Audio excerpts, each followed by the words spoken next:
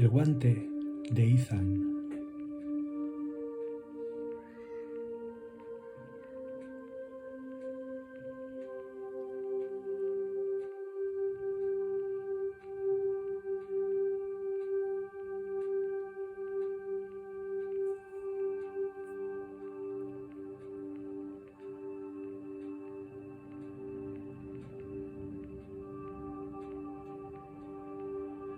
De espaldas a la puerta de las dependencias policiales, el señor Ethan se detuvo por un instante para observar de nuevo y quizás por última vez el decorado que como cada tarde le había esperado durante tantos años, colmándose de una bien practicada paciencia. Cobraron vida a los dos desde el instante en que decidió ponerse en marcha. La lluvia le imitó.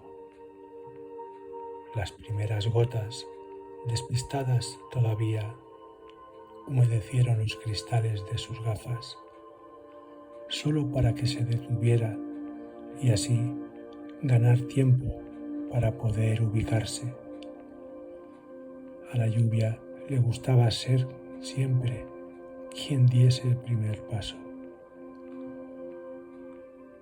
Por fin le invitó amablemente a ponerse en movimiento, una vez ya sincronizados.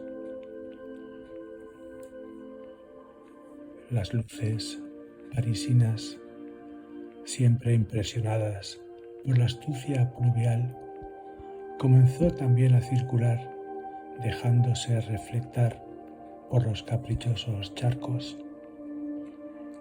Al cruzar la calle, un sonido de claxon despistado, acompañado de un frenazo milimétrico, retumbó en la cabeza del señor Ethan. Trató de disculparse levantando su mano, sin mirar y sin voz. Pidió disculpas al conductor de aquel coche oscuro y atacado también por las primeras gotas de lluvia y barro. Este hecho provocó una onda tan expansiva como estridente y terminó por colarse en sus terminaciones nerviosas más íntimas y alborotadas. Estas se dieron por aludidas y aceleraron un poco más la frecuencia de sus pulsaciones.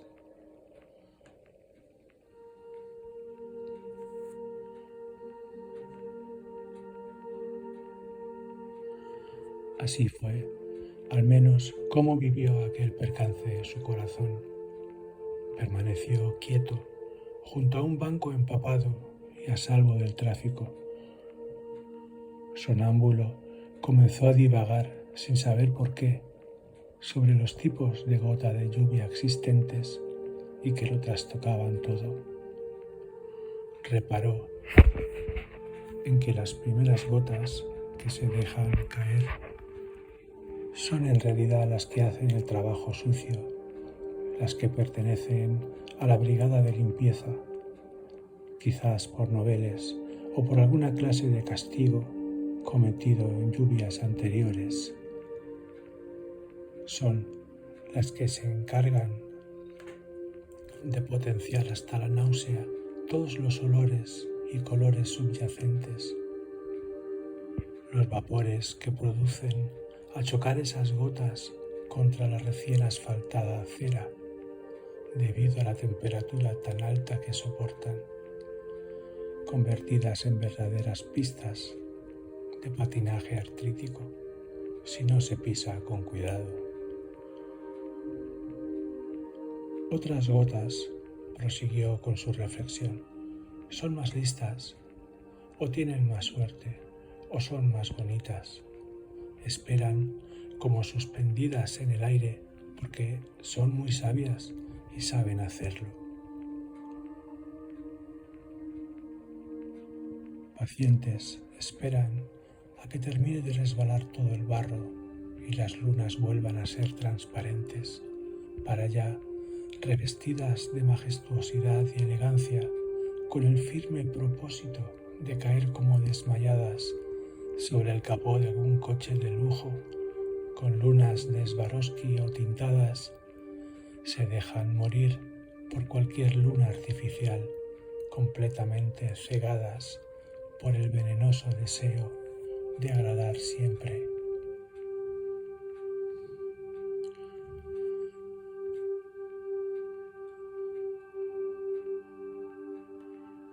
Existen, y dan fe de ello también, las gotas que se creen invisibles por el hecho de ser transparentes.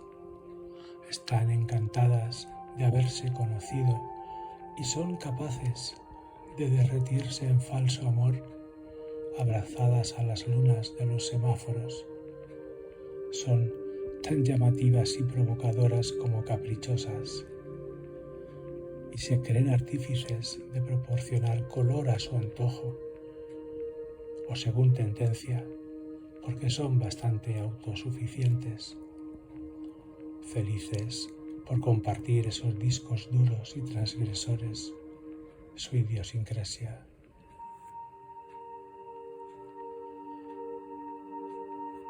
Las gotas contra las lunas de los escaparates de las tiendas de moda se delatan ellas solas. Todo el mundo las conoce y lo sabe. Toda esa parafernalia de luces intermitentes y fugaces que reflejan provoca en ellas constantes crisis epilépticas y creen morir durante su arrebatamiento, durante el éxtasis opiáceo de toda esa combinación de elementos por los cuales viven. Suelen caer fulminadas por el brillo atrapado, que tras el cristal de seguridad atrapa a su vez un bolso de Gucci. Incluso el papel más pintado acabaría por descolgarse de la pared ante esta insolente pero imperiosa necesidad de poseerlo.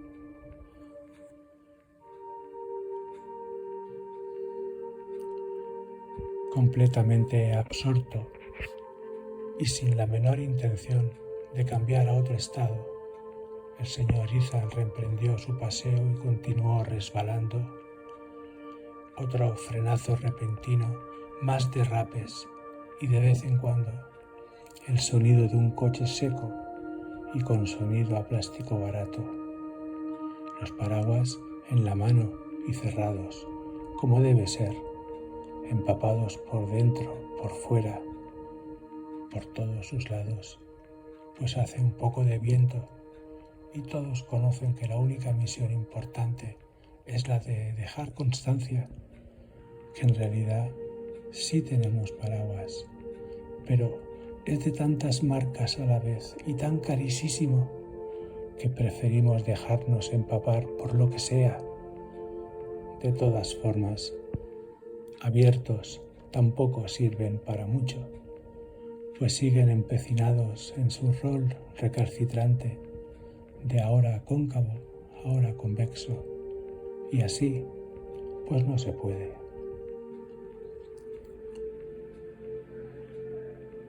La lluvia contra los cristales de sus gafas seguían potenciando su campo de visión, similar ahora al de las moscas.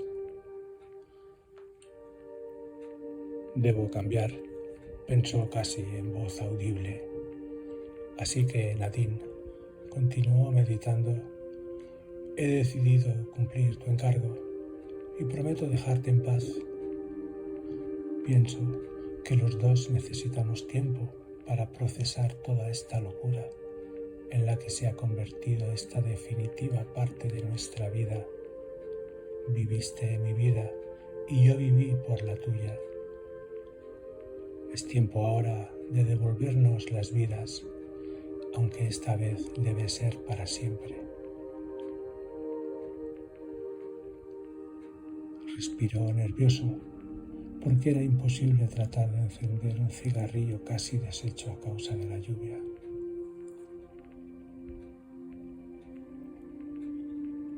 Cuando levantó la cabeza, No fue capaz de reconocer el lugar en el que se encontraba. Pues vaya, exclamó al ver la placa que colgaba de la fachada. Distrito 18 de nuevo. Un buen paseo, sí señor. Se sonrió seriamente. Sin dudar, pensó en bajar la escalinata del metro, dando opción a que la multitud lo acogiese y elevase entre sus hombros penitentes para hacerle desaparecer incluso de su propia vista tierra abajo. Con los pies en el primer peldaño o en el último, según el sentido que cada cual haya decidido tomar, escuchó una voz que le hizo despertar y miró hacia ambos lados, pero fue incapaz de adivinar de dónde provenía aquel sonido que tan urgentemente le había llamado por su nombre propio.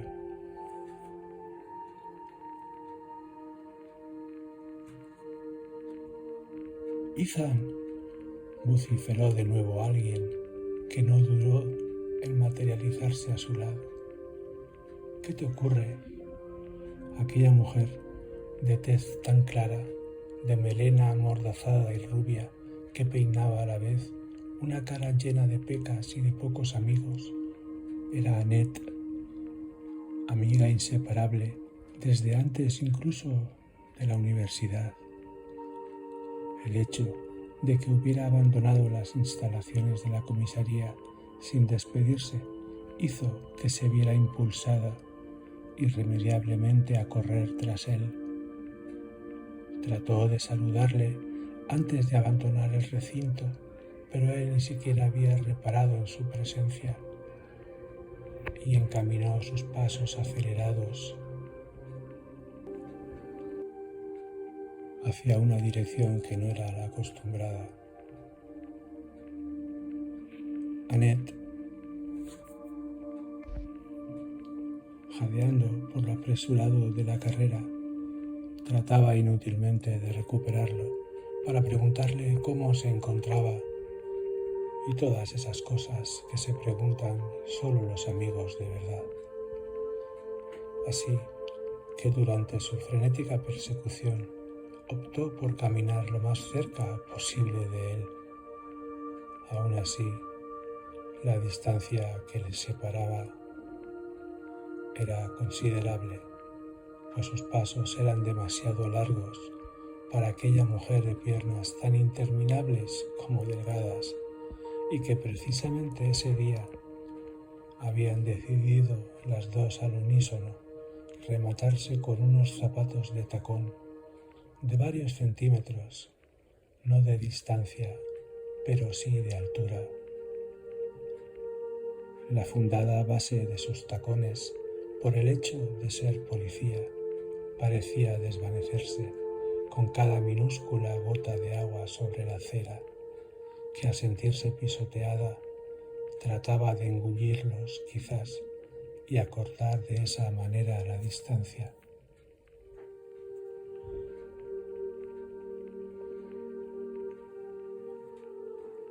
Sin dejar que recobrase el aliento, el señor Ethan comenzó a desahogarse de una forma tan infantil y obstinada que era mejor no interrumpirle y dejarle continuar con su lamento adulto. ¿Dónde estabas? ¿Por qué me has dejado solo? Mira dónde estoy. Estoy más cerca de Luxemburgo que de mi casa.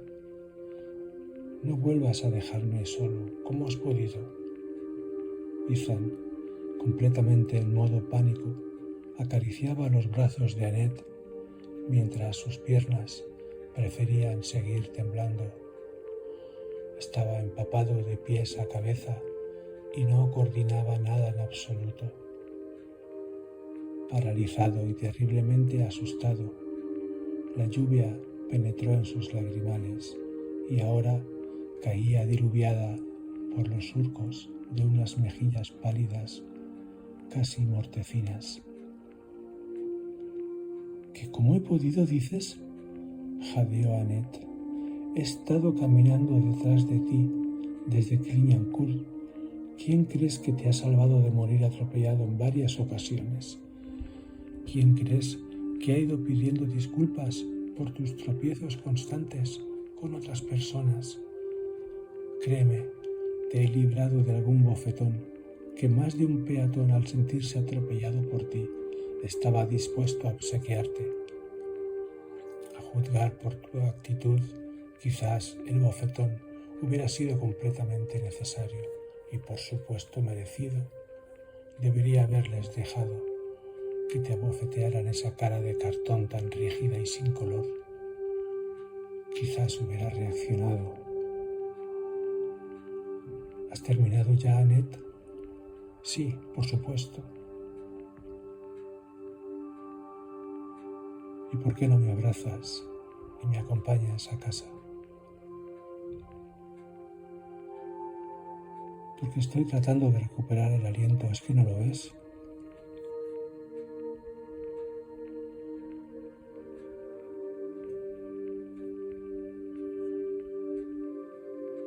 En mitad de la acera, un nuevo obstáculo parecía haberse instalado, pasando a formar parte del mobiliario urbano. La gente comenzó a sortear aquel bulto oscuro y calabaza sin levantar sus ojos de la acera, dando por hecho que siempre había estado ahí. Bajo la luz de la única farola que parpadeaba incrédula y debido al calor que irradiaba, convirtió aquel montón de cariño y frío en un aura cálida e inusual, en algo capaz de generar y desprender vapor, que para sí lo hubiera querido el Bateau Mouche del mismo Sena. Annette siguió profundizando en el color de los ojos de Ethan y en el campo de visión de insecto. La misma luz que lo envolvía todo y que era capaz de desplazar al velero más pintado.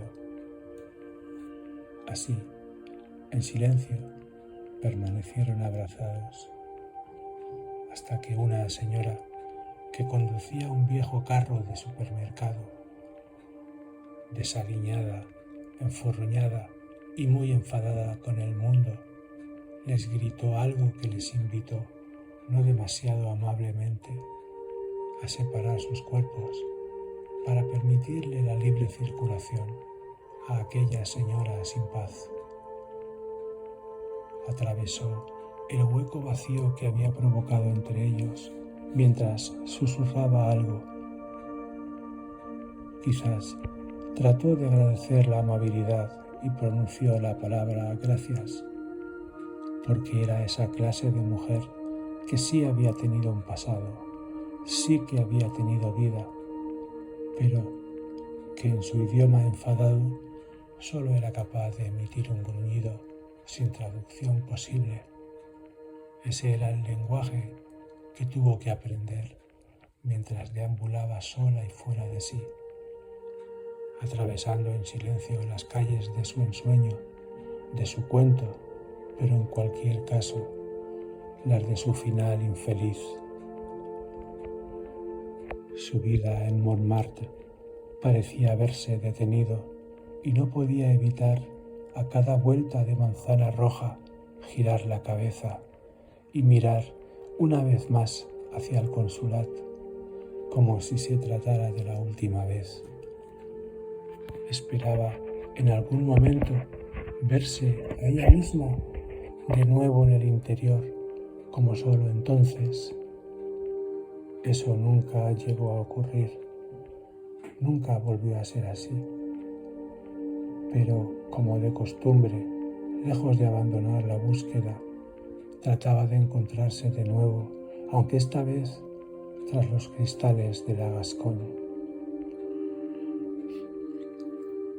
Había decidido esperarse, fumando su interminable cigarrillo more, envenenando el aire con el humo azul que la cálida luz no tardaba en teñir de cualquier rojo caprichoso mientras se elevaba, convirtiéndolo en una inacabada acuarela flotante de color rojo sangre, o rojo pasión, o rojo azulado, o rojo amarillo, o en una gama de rojos imposibles.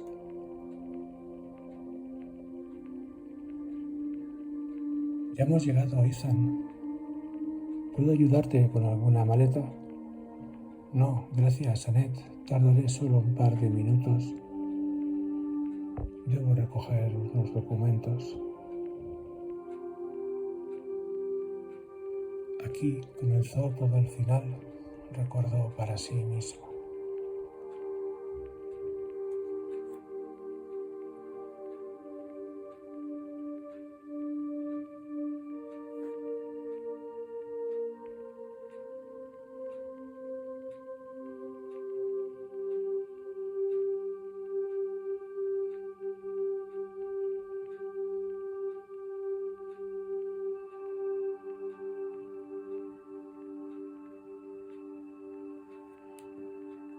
¿Cómo lo consigues?, dijo Gerard, iniciando un diálogo neutro. Yo le mandaría por agua al río. Te ganas el cielo con él. Bueno, si no el cielo, el río seguro. De verdad, Gerard, ¿sabes el día que llevo? No creo que puedas hacerte la menor idea. Ah, por cierto, pregúntale a Ethan por los calcetines amarillos que se compró y que removió cielo y tierra hasta conseguirlos en Taiwán, porque estaba seguro de que si no lo hacía moriría, que los necesitaba y que él era muy joven para morir. ¿Te acuerdas, Gerard? ¿Cómo olvidarlo? Creo que incluso llegó a convencer a todo un convento de ursulinas para que se los tejieran. Lo recuerdo muy bien. ¿Qué pasa con ellos? No me digas que los ha perdido. No, ¿qué va? Que no son suyos. Dice que no son suyos. ¿Te lo puedes creer? Que no son suyos. Y me ha hecho saber que si acaso son míos, ¿por qué están en el suelo de su habitación? Yo no uso calcetines y además no tengo por costumbre ir dejándome cosas por las habitaciones de cualquier niñato consentido, insolente y estúpido. Un vermut, Nadine, le sugirió Gerard. Conectaré la calefacción. Ven, dame tu abrigo y vayamos a sentarnos con él. Y yo no uso calcetines. La chica más guapa de Montmartre y gran parte de París no usa calcetines amarillos, canturreó divertido, balanceando el delicado cuerpo de su amiga al ritmo del padam, padam, padam, completamente muerto de la risa.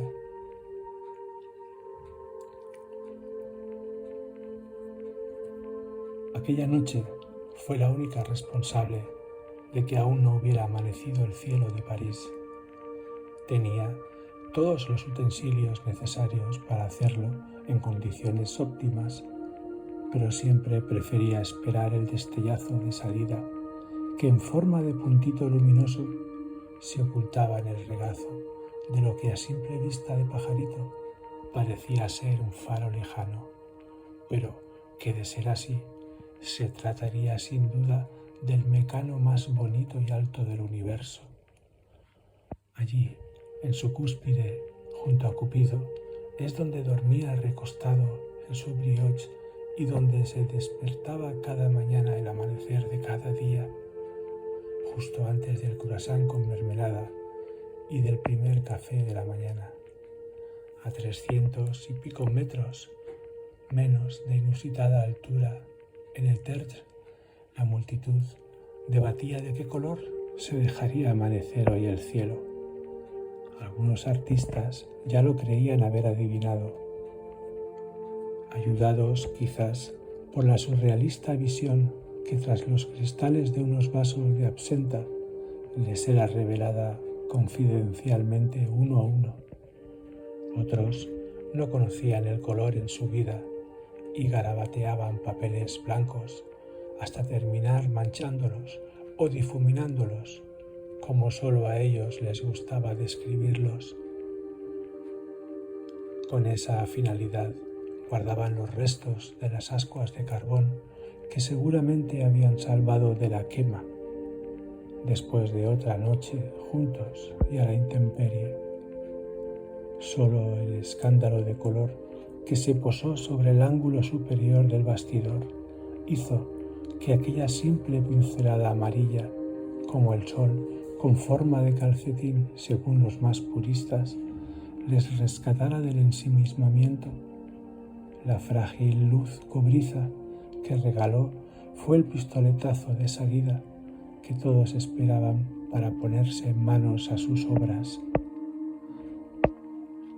Brillante como el reflejo de una sirena en cualquier factoría. También, y debido a la madrugadora temperatura, recordaba las sirenas que presagian desgracias y que son anunciadas como bombas enemigas.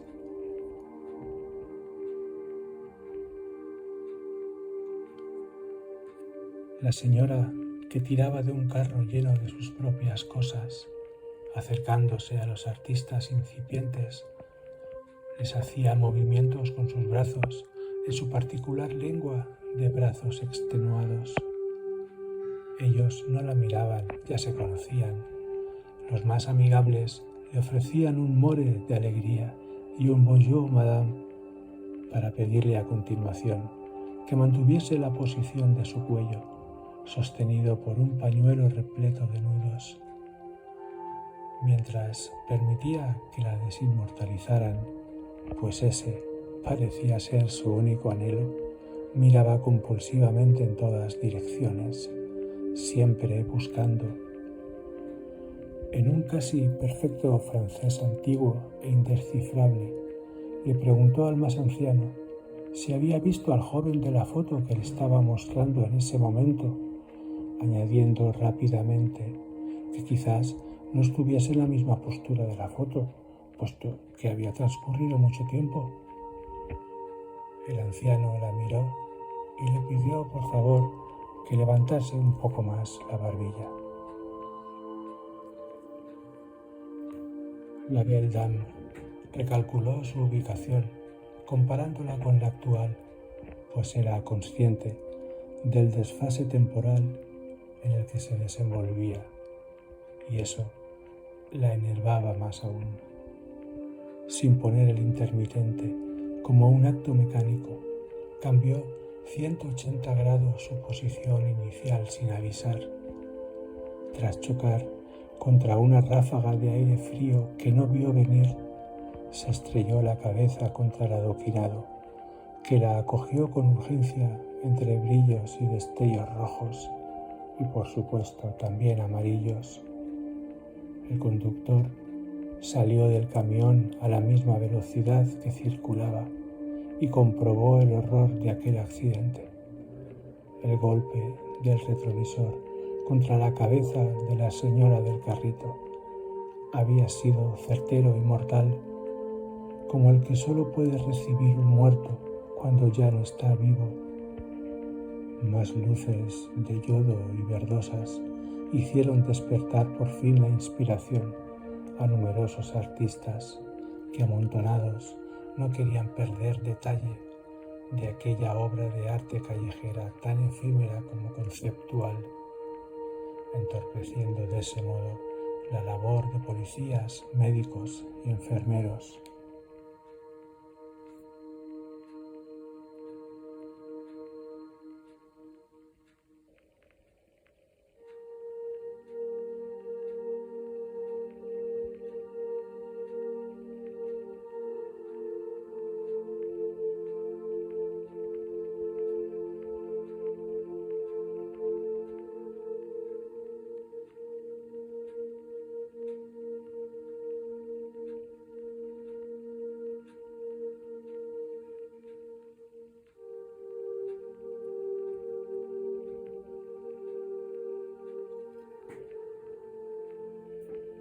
Nos vamos, Gerard, chao, se despidió Nadine, mientras dejaba caer sobre sus pequeños hombros un chaquetón que debía pesar mucho, pero que era de color violeta. Ethan, de espaldas al exterior, mientras se colocaba el abrigo, seguía defendiendo que él jamás tuvo unos calcetines amarillos. Saturados, le consentían sus pataletas de niño grande y ya ni siquiera le prestaban mayor atención.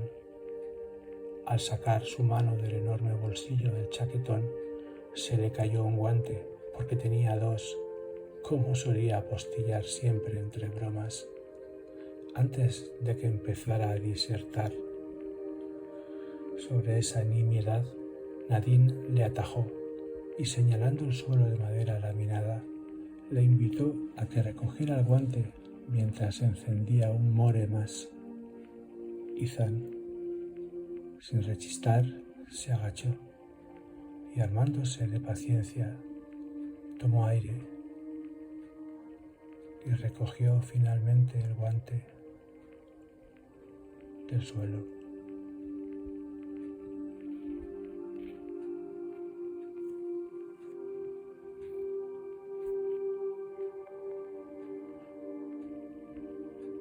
Fin.